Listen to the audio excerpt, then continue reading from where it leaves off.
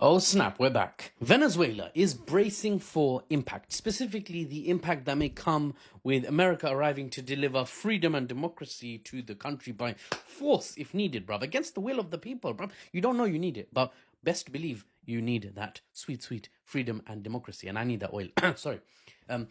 Of course, Venezuelan lives, if they are sacrificed as well to deliver freedom and democracy, according to the United States, to the Venezuelan people, then so be it. You know, it's a sacrifice, unfortunately, we're willing to make on your behalf. Nicolás Maduro, president of Venezuela, love him or hate him, he is currently the head of state. He has an iron grip on the country. And although elections are held in Venezuela, it's widely understood that Venezuela is a nation under a centralized control administration. Think Russia, think China. You know, there's voting, there's a say of the people, but it's not a liberal democracy like in the Western world. Do with that whatever you will, right? See that as you wish, good or bad, right? But that's just how it is. In the last week alone, in this centralized control state, Nicolás Maduro, president, has begun deploying paramilitary to parts of the country in order to maintain stability, according to the administration. The colectivas, these paramilitary militia bunch, have been deployed as part of a larger drive, a broader set of measures to ensure the United States cannot unseat Maduro and install some Western puppet in his place. From hiding inside Venezuela, opposition official Maria Machado has been openly calling for support to unseat Maduro. This is the woman who literally calling for civil war at the worst, or at least a US-backed coup, basically. This woman in Venezuela was awarded the Nobel Peace Prize. Oh, such peaceful. Oh my God. Where are women like these nowadays, right? She swiftly, publicly dedicated that Nobel Peace Prize to Donald Trump. I made a few videos about it. You can check them out. Now, the US still has warships stationed off the coast of Venezuela right now, with thousands of US Marines on board, ready to make a landing if necessary. They even have an aircraft carrier among those ships. Aircraft carriers are weird ones that are flat on top, and they're flat because, you know, planes fly off them, and basically you have an airstrip. You have a patch of your land, of your country, wherever you want in the sea, so that you can fly jets off, do some airstrikes, and then fly back onto the carrier. Very deadly warships, these ones, even though they look quite silly, in my opinion. They have an aircraft carrier already there.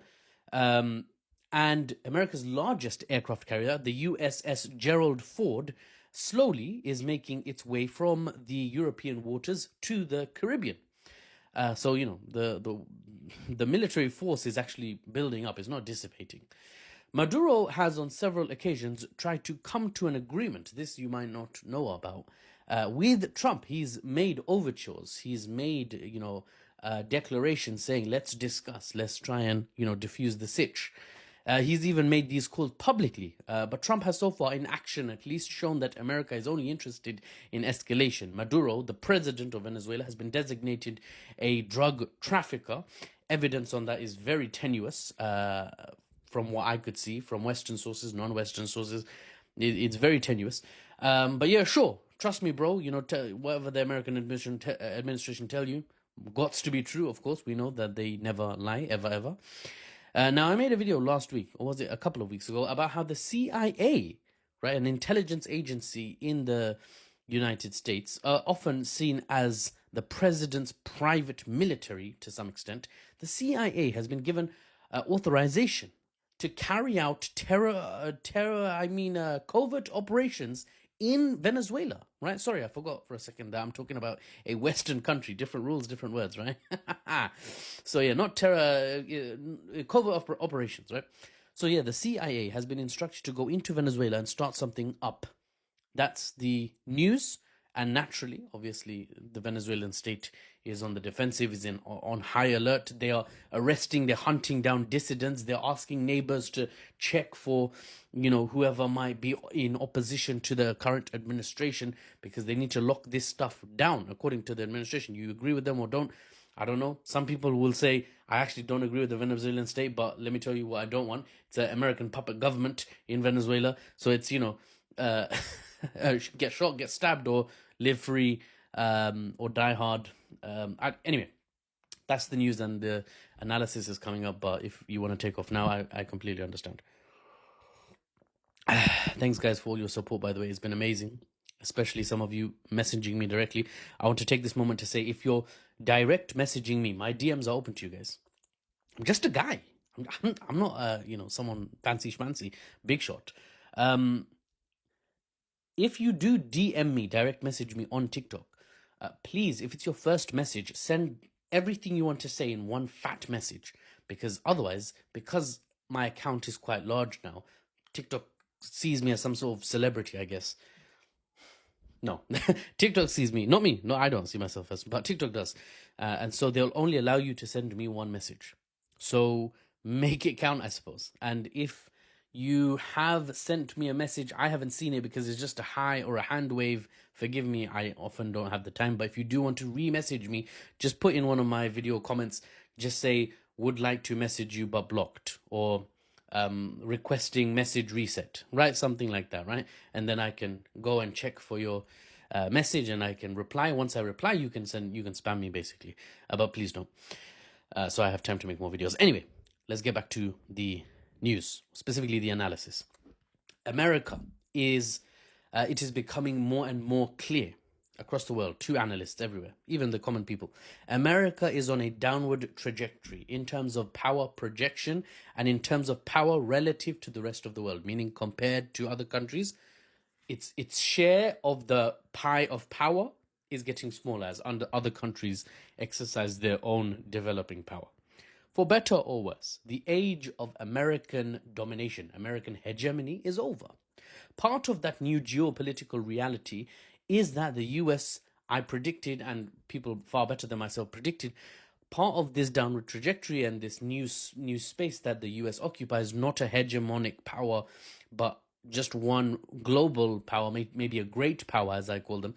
Part of that trajectory means that the US was more likely to look for adversaries or to look to exert their control over other nations, all closer to home. And closer to home looks like the Americas, right? North and South America, the supercontinent. One side is the Atlantic, other side is the Pacific, and you have this whole bunch of islands, which is Latin America and North America, right? Venezuela is obviously smack in the middle of that supercontinent with the largest oil reserves in the world, and a government that is very much not currently under America's sphere of influence. But Trump, Donny Boy, wants to, it seems, change that. The problem is, for America, the world is not as it was 20 to 30 years ago, where America could basically just open up a shopping list of countries not under my boot. Which one am I going to kick next? It's not like that anymore. China is now a very clear great power rival to the US. And should China wish, they could make sure any direct or indirect domain extension attempts by the United States flop like a fish on the deck of a, I don't know, fishing boat, I guess? Yeah, okay, that fizzled out quick. Venezuela has billions of dollars worth of Chinese investments already. And Venezuela has already called on China for assistance. They've called on Russia for assistance, right? The question is, will those countries respond? And will it be enough to deter US attack? A US invasion, even, is on the cards. Will it be enough to prevent that? Now, will Maduro, the final question really, will Maduro be able to keep control of the country while dissidents, while opposition figures like Maria Machado, they seem willing to invite the Americans in through the side door, through the back door, through the window, flipping, come any way you want into here, take power and award me, some power, some money for being a good servant. I mean, for being a patriotic Venezuelan, I suppose, right? That's the framing of the Venezuelan state that we have within our country. People willing to just sell the country to America for whatever America wants. Now, obviously, I'm not taking a side here. You could very much support America coming in and liberating the Venezuelans and obviously taking some of that oil for all their troubles. Or you could say, hell to the no. Or as the Spanish would say, what the flip is no in Spanish? Nein? That's German. Niet. That's Russian. Anyway. Let me reset the video because it's right. As I was saying before the meander, where I failed Spanish, the situation in Venezuela is unstable in the sense that Nicolás Maduro is having to clamp down to make sure that elements within his own country don't give an in to the United States. And if the public, right, me, you, everyone, right, knows that the CIA has a green light to do stuff in Venezuela, you know it's bad. Because that's a super secret, super duper covert bunch of bad mama jammers. Why do we even know about what they're given the green light for? You're supposed to hear about them weeks after whatever they did happened. This is not Casino Royale, Quantum of Solace, Skyfall. I forgot the name of the rest of the films. You're not supposed to know about it, but you do know about it. So it's probably bad. Now, Venezuela, in short, looks to be set for regime change attempt by the US. But in this new world order that we are sliding into, China and Russia may feel it worth it to bog America down, maybe try to prevent America, dissuade America from even trying, by assisting Venezuela in some way, shape, or form. A collapse of Maduro's government on the horizon. My intonation on that was tragic. Is there a collapse of Maduro's government on the horizon? That's how I wanted to say it. Or is it the alternative? As Maduro once said himself, is Venezuela set to become the South American Vietnam? Vietnam, for those who don't know, was really bad for the United States. They failed. They fell flat on their face, essentially. And Venezuela's bigger than Vietnam. The situation is much different because of the changed power dynamics. Venezuela could get a lot, potentially, of external support that Vietnam didn't have to the same extent. No civilian wants their country to become a proxy battleground. But you don't always have the choice. If Venezuela is taken into conflict by the US, it could go any number of ways. The US could overpower Nicolás Maduro. He could be deposed. He could be kicked out, and something else could come in his place and be subservient, essentially, or at least more cooperative with the United States. And that potentially is what Trump would be happy with. And I don't know, maybe he would call that a war he somehow ended as well. I started a war, but then I ended the war, so it counts as another war. Can I, JD, how many wars have I ended? I've lost count. That's how good I am. I don't know. Maybe. Or another alternative is he'll start the war, he'll fail, because Maduro and his paramilitaries and his actual military managed to fend off the United States.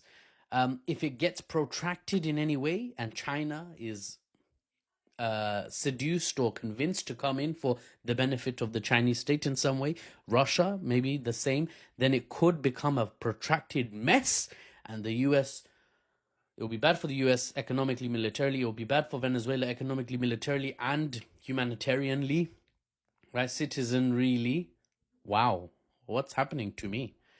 And China, is a slippery slope, because then China might be like, yo, these guys are occupied and they can't even deal with Latin America, bruv. Should we reunify with Taiwan? Should we reunify with Taiwan? It's a slippery slope.